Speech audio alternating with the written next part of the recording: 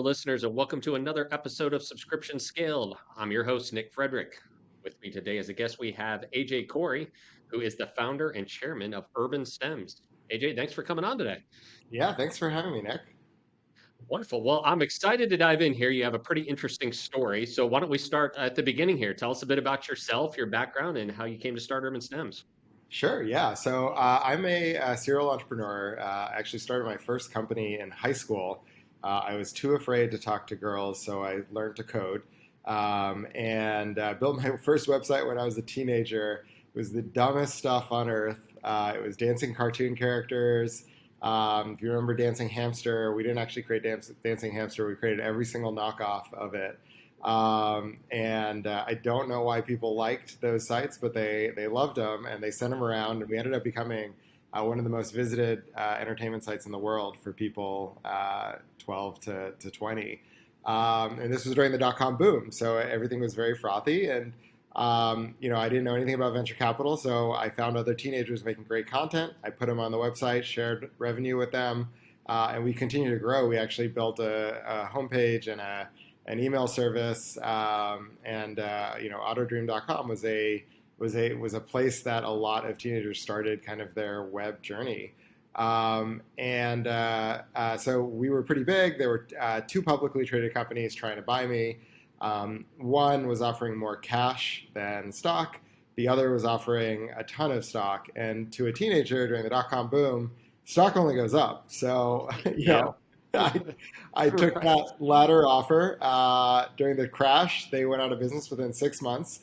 Oh, The company I didn't sell to ended up starting MySpace, and but it was a great, great lesson. It cemented my love for creating no things. way. That's Um, amazing. so have been in entrepreneurship ever since. When I was in business school, I was going to start a company in the men's fashion space. Actually, I was classmates with Katrina Lake, who started Stitch Fix. Okay. I remember a particular trip in Africa. We were in South Africa. She was kind of telling us about the bones of Stitch Fix. And I was going to do something in men's fashion. I remember when I came back to campus, I told one of my entrepreneurship professors about, this big men's fashion brand I wanted to start. And he took one look at the way I dressed and was like, find something else.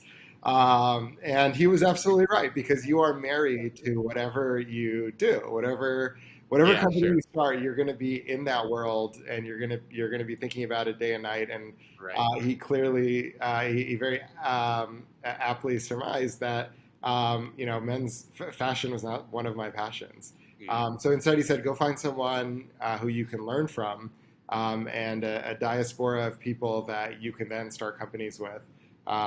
And so I did, and I got incredibly lucky. I found Mark Laurie, who at the time had started a site called diapers.com, was selling commodity diapers versus Amazon and winning. And so they wanted to start a pharmacy. They nor Amazon had ever started one before. And so he wanted an entrepreneur to do it. And so he made me a deal. You start this pharmacy, we'll mentor you for 2 years, then we'll all go out, and then, you go off and start your own company. Mhm. And so I took that deal, and it was one of the greatest things I've ever done. I mean, Mark Laurie, Vinny, his co-founder, they are two of the smartest people I've ever met in my entire life. Mark, obviously, sold diapers.com and Quidsy to Amazon for 600 million, then sold jet.com to Walmart for 3.5 billion, and is not close to being done. So he is one of the oracles of e-commerce. And one of the things that I really learned, and one of the reasons why Amazon ended up having to buy Quidsy and diapers.com, was because we were beating them at their own game. And you probably think, like, going up against Amazon, how do you win? Well, you win by having the best experience. And it's still fascinating to me to this day that people don't really appreciate the importance of really Mark's central hypothesis, which is, if you create the best experience for your customers, you'll always win at the end of the day. Yeah. And the reason why people don't always appreciate that is because it's expensive. And you think e-commerce, I can cut as many costs. I cut out the brick and mortar. I cut out everything. So it's a simple numbers game, and I don't want to invest too much into the experience. I just want to get the product to the customer. Where that falls down, it is true. It is all a numbers game. In fact, Mark is an incredibly numbers oriented person. Um, it is all a numbers game. There's two numbers that matter most in e-commerce. It's your cost of acquisition, and it's the lifetime value of that customer. And the delta between that is how fast you can scale, and how good of a business you're going to have. But a lot of people think your cost of acquisition is what your cost of acquisition is today. You look at the inputs and what they cost today, what it costs on Facebook for a conversion. That's your cost of acquisition. And when they look at lifetime value, they look at that first purchase and the profit they get off that first purchase. And that is a very, very narrow way of looking at it. The reason why having the best experience is the most important thing for both those numbers is because if you look at those numbers in the long term, they actually completely shift based on how good your experience is. So your cost of acquisition, these platforms, Facebook, Google, advertising on Amazon, all of that, those numbers are always high, and they're going to get higher as more and more people advertise on those platforms.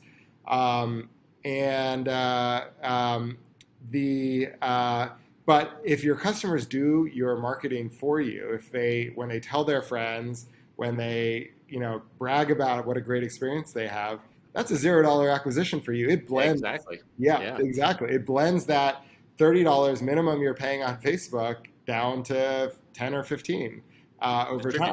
Right. Yeah. Absolutely. And then when you look at lifetime value, same story.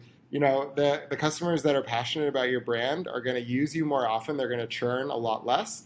And so you have, higher amount per customer and more of those customers sticking around. So the lifetime value ends up being far higher as well. Absolutely. Yeah. So I go ahead. It sounds like you're No. Continue. Okay. You're on a roll. This is all fantastic information. I don't want to stop you. So I was learning this really amazing lesson about how creating the best experience for your customer always wins. In fact, we took down Amazon and got acquired by Amazon. And I was in a long distance relationship with a woman who lived in Philadelphia, and I lived in New York at the time. And I sent a ton of flowers because we were both busy. She was a doctor, and I was at Quidsi working. Both of us working the majority of the hours of the day. And so I sent a lot of flowers, and I just had bad experience after bad experience. And I thought I was getting really unlucky. But at a certain point, I realized there's something wrong here. And so I looked into the industry, and floral delivery is actually, if you look at all categories of e-commerce, floral delivery 10 years ago was dead last in customer satisfaction.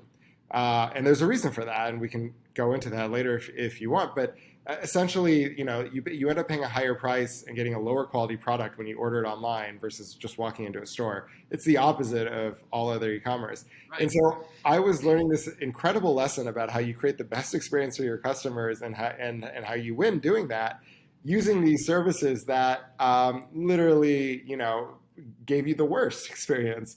And so we saw an opportunity to come in and just create the best experience for our customers, which for us meant super fast delivery, great quality, reasonable price, no fees and other things that surprised you're surprised with that checkout. And to pull that off, it was really, really beneficial that we came from outside of the flower industry, because if we were in the flower industry, we would have operated within the realm of what existed back then, which structurally is not set up to deliver something that, well to the customer. Instead, we kind of had to formulate our own supply chain, develop our own warehouses, work with farms to develop our own delivery service, develop our own delivery systems.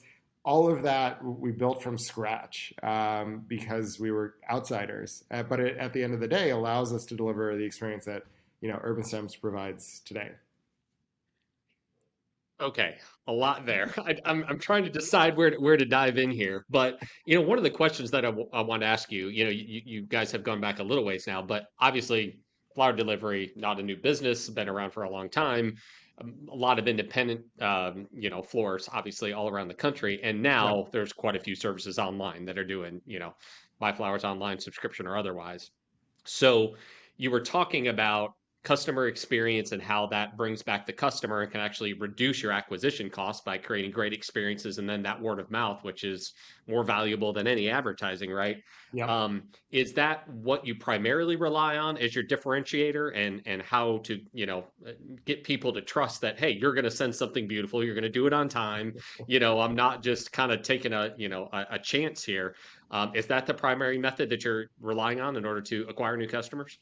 Yeah, it's having the best experience. Is the I think we have an amazing digital marketing team and amazing partnerships team and amazing we're really good at getting in front of people. But at the end of the day, having the best experience is what has sustained us and why we've grown so fast. The so just to kind of break down why you're often disappointed when you use like 1-800-Flowers or FTD. Every single flower service that you know of today is except the us and a couple few startups. They're all something called a wire service. And so they don't actually own any flowers. They take your order, they take a cut of it, they pass it on something called a flower wire. That flower wire takes a cut, and then it goes to a local florist to actually fulfill. So you're paying three different people when you order from them. You're essentially like almost half of what you're paying is going towards what's called a marketing cost to the order aggregators. And then when you look at it from the local florist perspective, they have two streams of business. They have people who walk in their front door, pay full price, and can become a repeat customer. And then they have these online orders where they're actually getting 80 cents on the dollar, and they have no chance of a repeat business from them because they don't have any access to the customer Right. or any communication with the customer. So if you're a florist, you're going to take care of your customers first. You're going to take care of the wire orders last. And in fact, florists really dislike wire services. The only reason that they keep using them is because it's actually great for inventory management. So as you can imagine, almost all florists in the U.S. today are mom and pop organizations. There's no warehouses that they operate or Yeah. multi-store places. So their inventory is really, fluctuates on a day-to-day basis based on what they can keep in the store. Mhm. And so for them, if something is about to expire, it's these online orders are great ways for them to use those stems. And that's why the two biggest complaints you always hear when you order from 1-800-Flowers or FTD or any of the wire services are the flowers didn't look like what I ordered, or they didn't last very long. And that's Mhm. precisely because of the structure of, uh, Sure. yeah. Doomed to And, fail. and so as a customer, the reason why online satisfaction of online floral is so low is as a customer, you're paying a higher price than if you walked in the store, and you're the last priority of the person who's actually making the bouquet. And so we came in and essentially full stack vertically integrated everything, right? So we dictate what's being grown at the farms. Within half a day, it's into one of our warehouses across the country, and then they go to our local distribution sites or via FedEx to the end customer. So if it's going to a local distribution site, if you're in New York and DC, for example, you can order, and then a couple hours later, one of our bike couriers will be hand delivering it to your recipient. And yeah, and again, the bike courier that's having your own delivery fleet is expensive and complicated, and people are like, when we first decided to do this, they're like, why are you doing this? But unlike a food delivery where you're sitting there watching your phone, hungry, waiting for your order to come, our recipients, 95% of them have no idea anything's coming to them. I don't know So what's coming. Right. so you can't have a delivery driver that's just going to throw something at the front desk. You need someone who's going to walk up to that recipient and say happy birthday as they hand over the birthday bouquet. And that's what leads to a phenomenal experience. It's flowers that are lasting longer because the supply chain is so tight. It's a much better delivery experience, and because we've cut out all the costs, it's much more affordable than your typical services. Yeah, absolutely. So, in the cities where you have an operation, these are actually this is your team. You're not using those mom and pops as a network of how to fulfill. You're actually doing it yourself. Yeah, we don't use any florists at all, actually. Yeah, So flowers are coming either directly from the farm or directly from one of our warehouses. gotcha. So that bouquet, that picture that I see on your website, is the one they're going to get. It's 100% the one they're going to get. And those Okay. and the other advantage of kind of this, we like to call it almost like the Chipotleing of the supply chain, is you have a limited selection, but we go to these growers and we tell them exactly how many stems they're going to need 9 months ahead of time, so they can Yeah. grow more responsibly and they can grow just what needs to be grown. They're extremely fresh as soon as they're cut, and the life of the flower is with the customer. Yeah. Yeah, that's great. Such a different model than what so many others are doing. I mean, I've been the victim too of, well, I've purchased online flowers thinking that, hey, I want to make this easy, right? And then so many times it's either not what I ordered or it came, in a box in the mail and it's like some assembly required here. It's like, well, gosh, I wish I'd have known that, I would have gone a different route. Yeah. So yeah, satisfaction wasn't quite where I wanted it to be. So yeah, that sounds like a very different from what my experience has been thus far with online flower services. Yeah.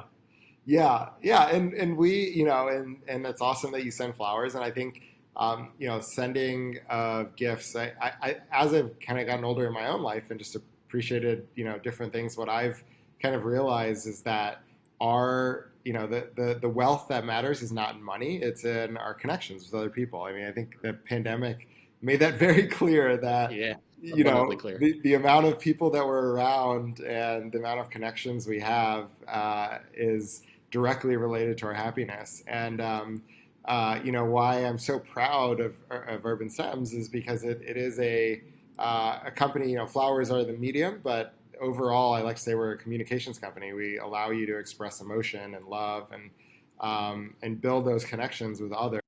Yeah, and I think that is becoming more and more important today. Yeah. Well, that's a good segue right there. Talk to us about how your business pivoted during the pandemic. I mean, being able to order flowers online, did you guys stay open the whole time, or were you able to fulfill, or how did you pivot and change throughout?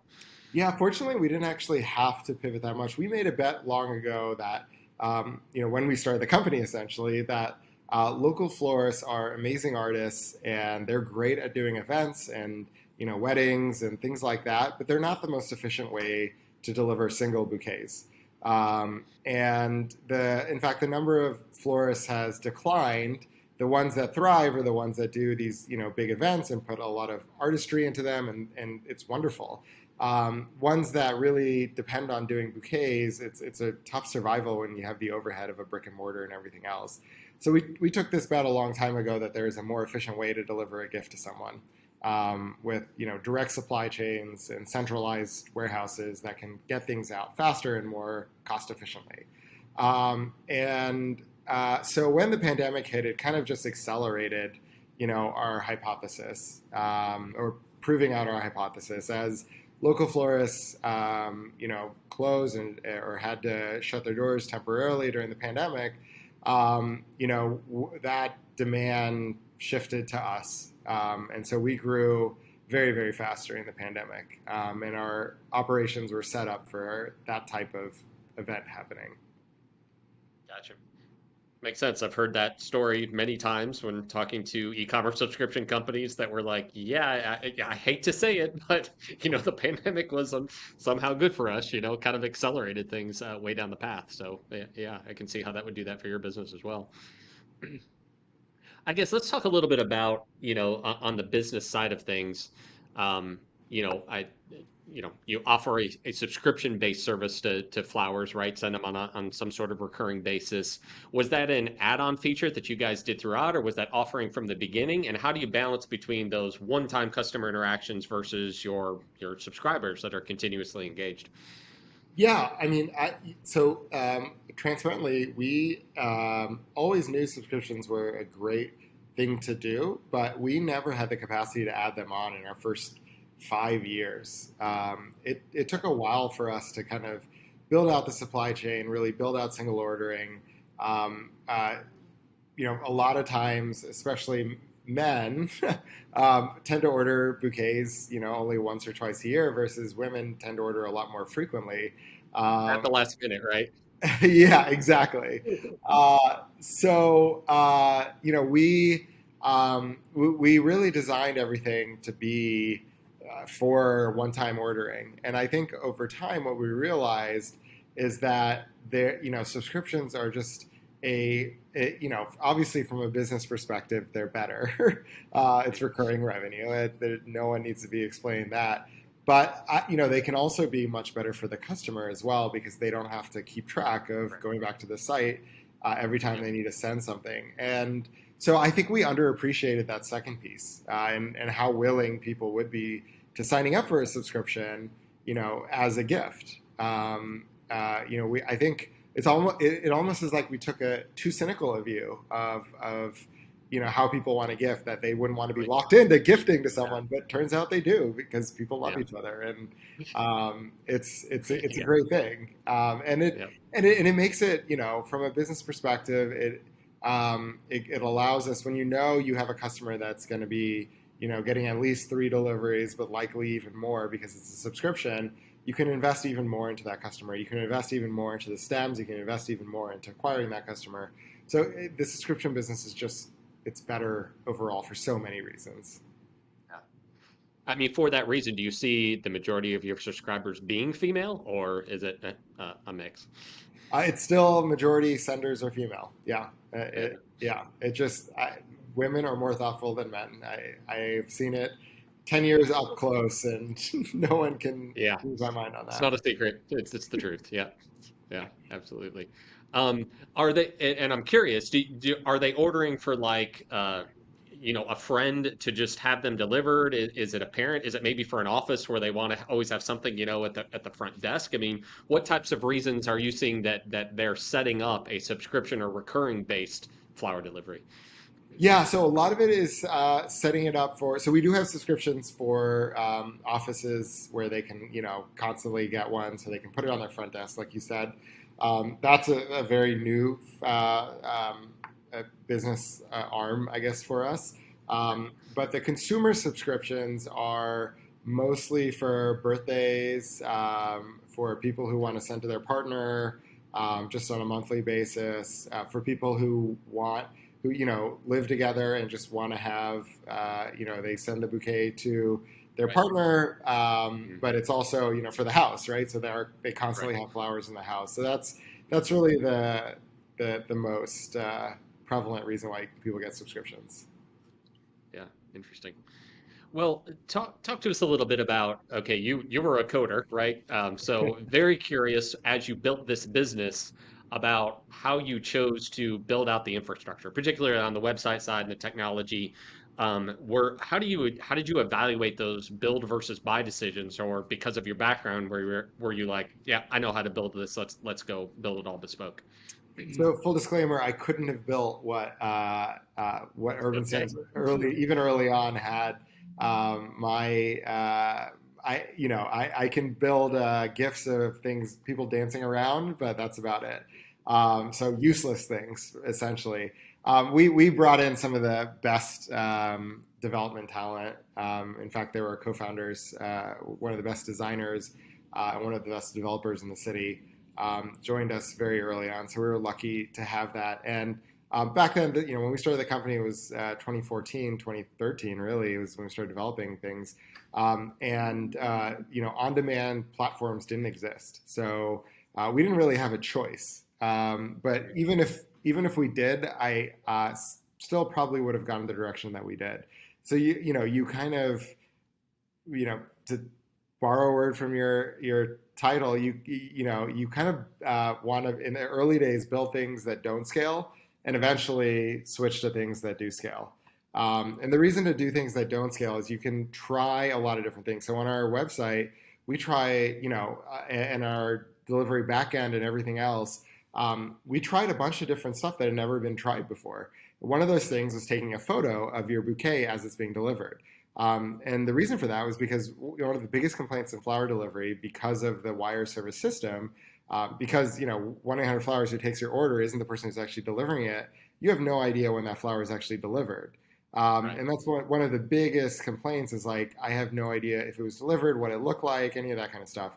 So Yeah. and because we're operating our own couriers, we, from day one, have our couriers take a photo of your bouquet in front of your recipient's door and text that to you as the delivery is happening. And we found that our customers absolutely love that. Love And that. Sure. and we couldn't have experimented with that if we were on some big platform. Yeah. Never mind that the on-demand platforms didn't exist back then, but if uh, that we couldn't have experimented, we couldn't have built these things to test and try if we didn't have our own system. As we got bigger, as we started doing thousands and tens of thousands of bouquets a day, those systems didn't work, and so now we're on a major platform from Salesforce, I believe, that can scale. But we, and that's the right decision for the size the company is today, because that Hmm. can scale as we continue to grow and grow and grow. And those features that we need, we built in before we switch platforms. So I'm kind of a proponent of, in the beginning, do things that don't scale to figure out like, what your actual value add is in your offering.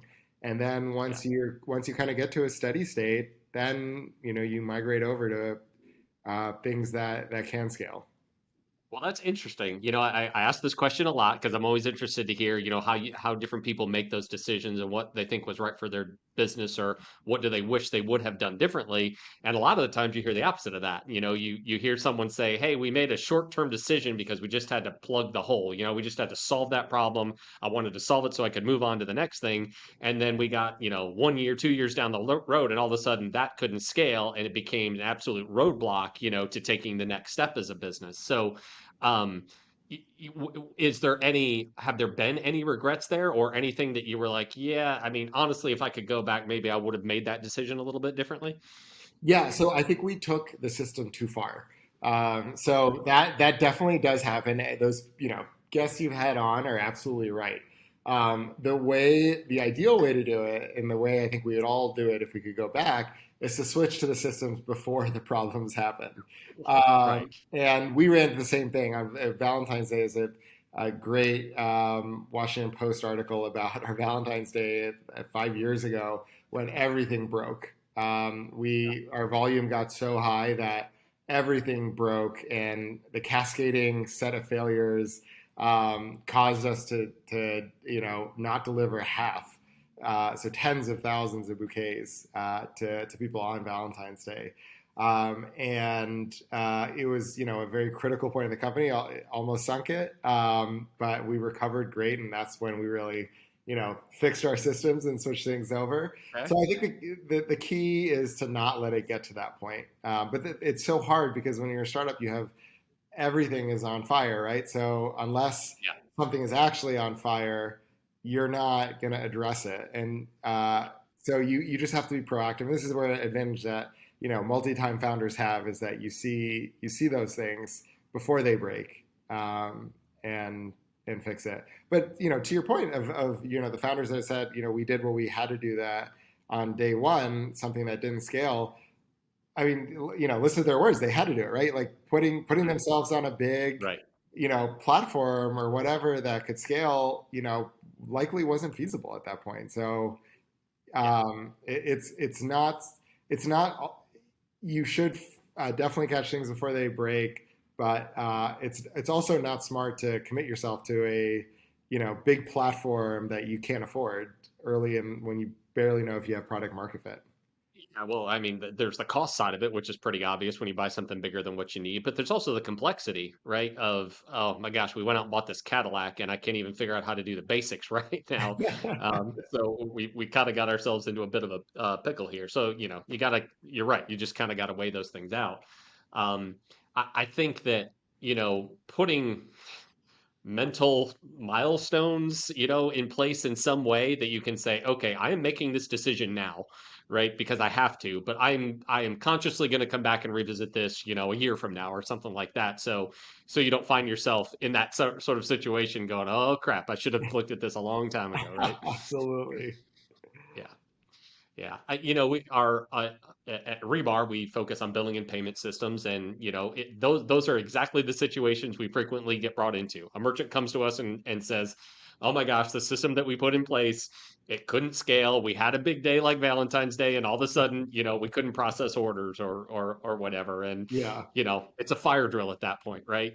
So we're glad that they reached out, but it's also like, yeah, really wish you would have called You us should six have done months this. ago. Should have thought about this earlier. Yeah. We could have helped you with that, but I mean, that's why we're doing the podcast, right? It's so that all of us who have been there, done that, can share these sort of lessons, and hopefully listeners who are learning how to grow their business can learn from it. So I appreciate you sharing that. Of course.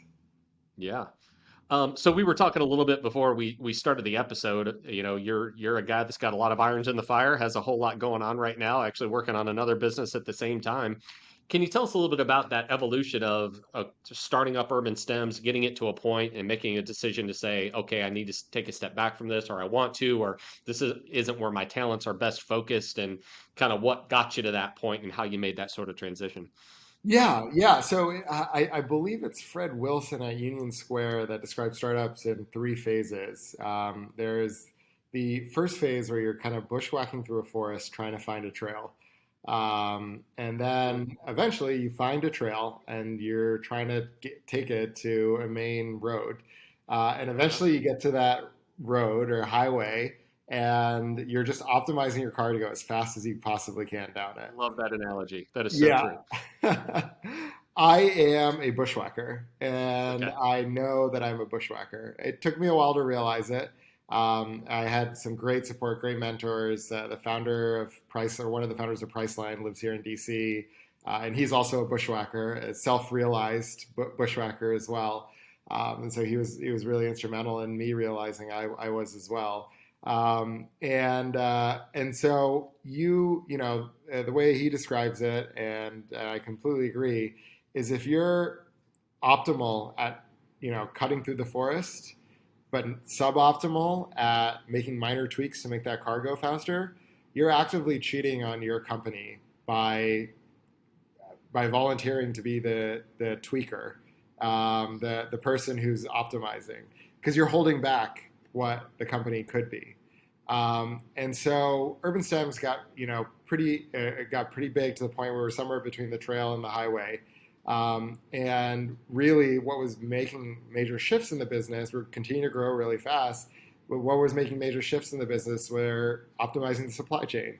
Cutting down the number of hours that the flowers are, in transit. Optimizing margin. Like all these things that I can do, but I'm not passionate about, just like I'm not passionate Hmm. about men's fashion. Hmm. And so we're, the part of that the Quidsi diaspora was this guy named Seth Goldman, who was at the time CEO of HelloFresh, the meal kit company. He's a whiz at supply chain and operations.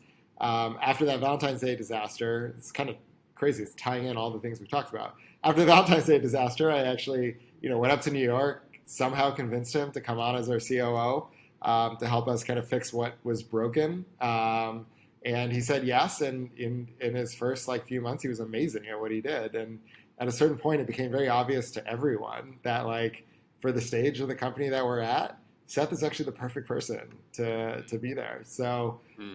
and since he's taken over, he's I think tripled our margins, and Wow.